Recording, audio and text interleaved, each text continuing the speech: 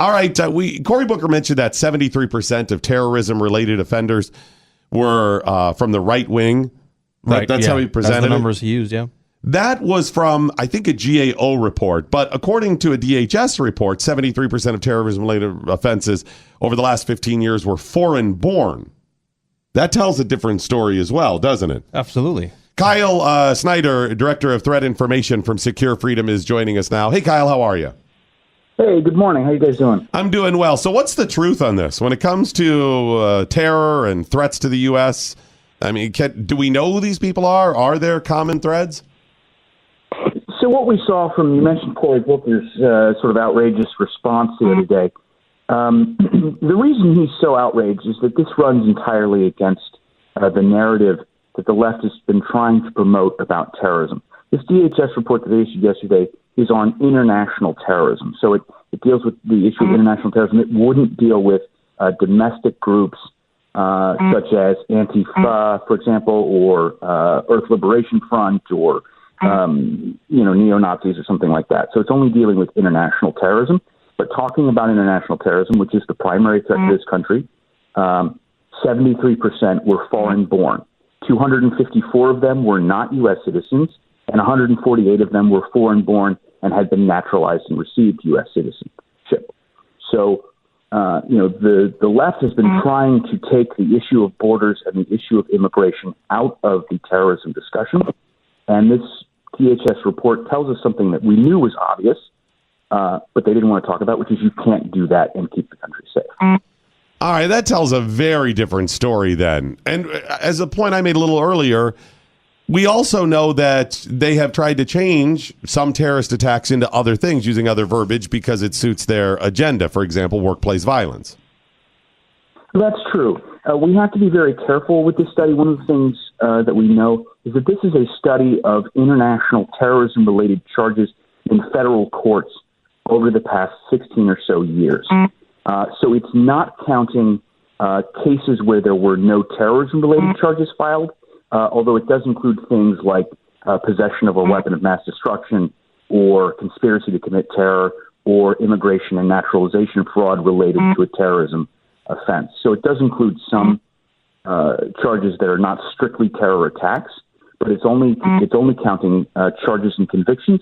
It's not counting things like the San Bernardino attack, where both perpetrators were killed in the process of the attack. And of course, that's actually quite common for the terrorists to be killed carrying out the attack. So it's not including a lot of successful attacks. Yeah, and often they will skew the numbers when it comes to those where they include the terrorists. So if they shoot the bad guys or the bad guys shoot themselves, then that changes the classification. For example, they say it's not a mass shooting if it's one person, but it is two or three, even if two or three of those people are the bad guys. That's true, and it may not be including situations where, for example, people were prosecuted in state court. So, wow, okay. If one person attacks another with a knife, typically that's something that would be charged in state court. Well, unless that person was committing it on behalf of the Islamic State, where it's a terror attack, right? So there's a lot of things we don't know about this study. Now, this is a study that they put out because they are required to do so under an executive order that President Trump issued. So we're going to see more of these reports in the future, and they have promised us that we're going to get more details in future reports.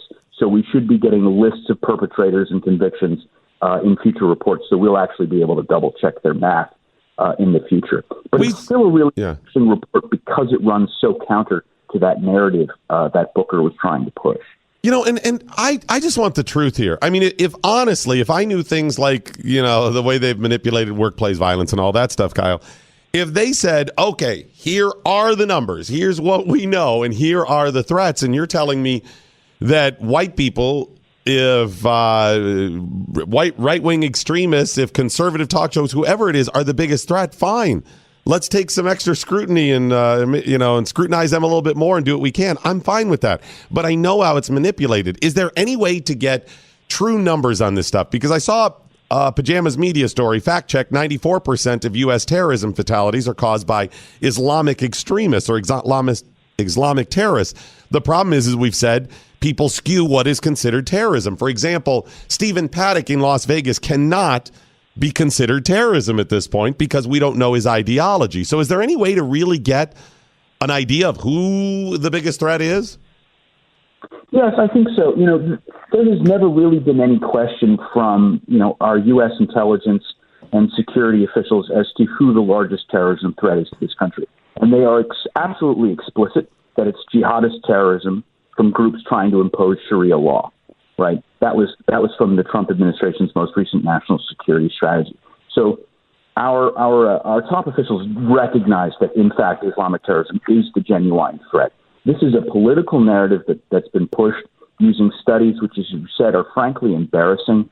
They were pushing a story about right-wing terrorism being more dangerous, using data which included things like white supremacists murdering other people in prison, which is not a terrorism. Okay, that's a little bit different there. Bad, and we're not for it, and we're against white supremacists in general. Sure. But that is not a terrorism incident. And to try to skew things in such a way to misrepresent what the real threats are to this country so that we take our eye off the ball is dangerous. So I'm curious as to what type of terror, or I guess what category does somebody like Stephen Paddock fall into if the research shows on the other side of it? Yeah.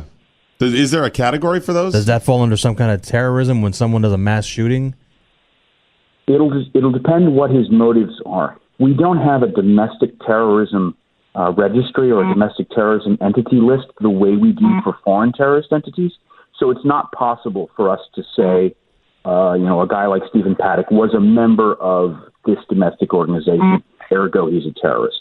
It's determined entirely by motivation and intention. Was it a political act? Was it intended to be a political act?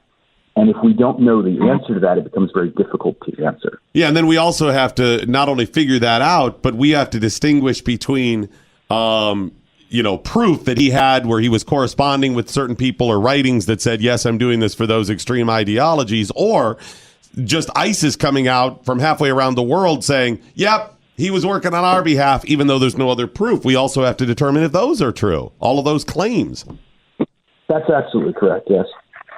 All right. Thanks so much, Kyle. I really appreciate you joining us today. What I'll do is I'll tweet out a link to your information so people can find you at Secure Freedom. It's Kyle Shideler, Director of Threat Information at Secure Freedom. Thanks, buddy.